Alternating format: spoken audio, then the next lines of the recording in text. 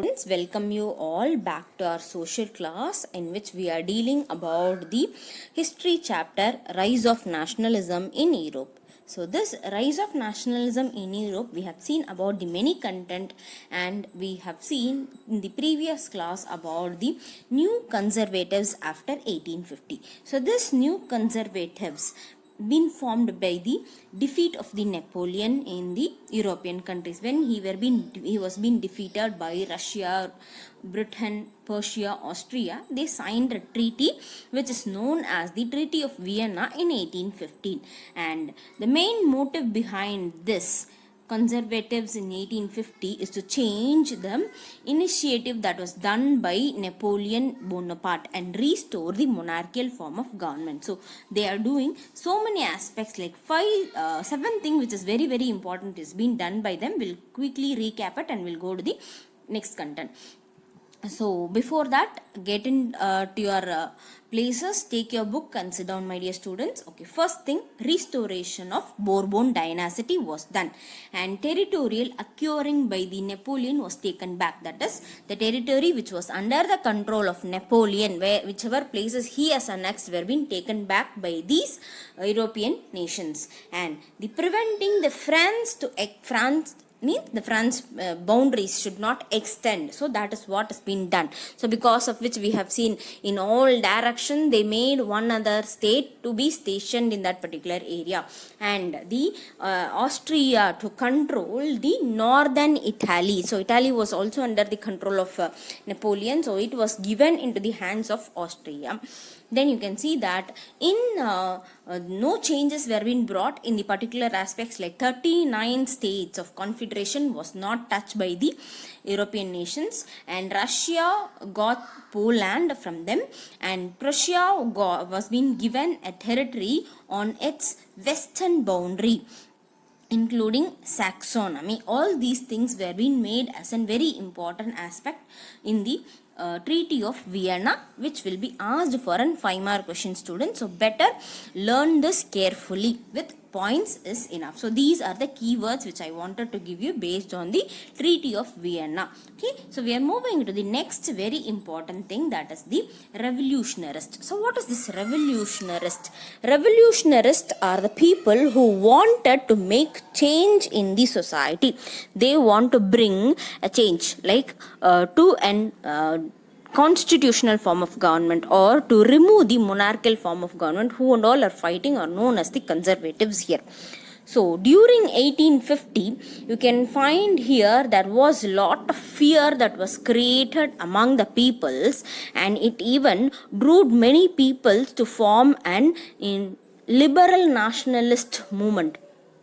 And in that you can also find a secret society was being set up in many places of Europe. In many parts of Europe you can find that they started developing the secret society to train the revolutionists and spread their ideas. These are the two objectives of the secret society. They are supposed to train them in the revolutionary activity and make them to spread the idea of the liberal revolutions. Okay, so liberal nationalism, this is what is the main objective of this.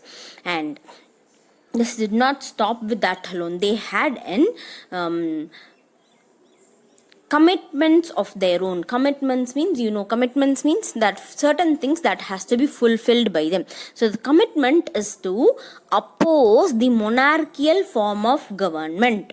Okay, that is what is the prime commitment of them, and to establish after the Vienna War, after the Vienna Treaty, they wanted to establish a free nation, a liberal nation, by fighting against the monarchical form of government. So in most of the places you can find that the revolutionists were also saw certain other creations which were being done by them.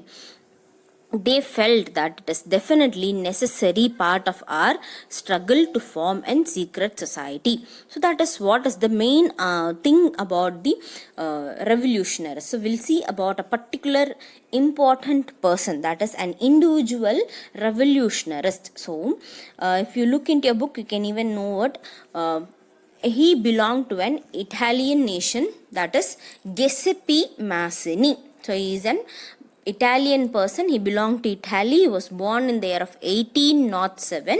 His name is Giuseppe Mazzini. So Giuseppe, you can see here. Like, okay, so this Giuseppe Mazzini is born in Genoa in 1807, and he is a member of the secret society. So where he has formed a secret society is that he has joined in a secret society in Carbonari. And as the young age, in his age of 24, you can find that he was being sent to exile. Exile means out of his nation in the year of 1831 for doing an revolution in Liguria. In Liguria, he started showing his own opposition against the monarchical form of government, and he wanted to bring a revolution over there. So for that, he was sent to exile. Exile means naadu kadatharadhu. So that has been done for them, and he subsequently started organizing or started founding other secret society. Two other secret society was also formed by him. That is, you can see in Marseille it is Young Italy, and in Berlin it is the Young Europe. So these are the two important secret society which were being formed and organized by Giuseppe Mazzini for fighting against the monarchical form of government. So this is main aspect behind that, and you can also see that there are the people who belong to these young Italian, young Europeans are the members who are light-minded. Light-minded means taking everything in an easy-going manner, and the people belonging to these secret society were also men who even started in the other places like Poland, France, Italy, German, in other states. They started going on practicing these kind of things. So Giuseppe Mazzini believed that the nature is intending to unite the mankind. It is believed that the God is trying to unite the nations together, and he don't want the nation to be like a patchwork. Now patchwork means we saw, no, which has been here and there attached. Like if you see your carpets, you can find different colors. That has been patchwork which has been done by mixing all the small cloths. So he says the country should not be like in patchwork. Instead, it should be like a kingdom. Kingdom means whole nation should be under one control, and all the area should have a common uniform laws and system which has to be followed. So that is what he wanted to bring to his own nation. So in Italy, you can find that he could not continue this patchwork that has been going on like this, and small state which was prevailing, and there was no kingdom. So he wanted to make it as a single unit which is a republic, and which widely forms an alienation of the nation. So it wanted to form an alienation feeling among the people. He wanted to unify by the basic aspect of liberal aspects. Okay, and this mode was being considered, this was being followed, and this was being achieved through a secret society which was set up in all the places like Germany, France, Switzerland, and even in Poland. So Giuseppe Mazzini was strongly opposing. He was a very reluctant person. Reluctant person means he will not take rest at all.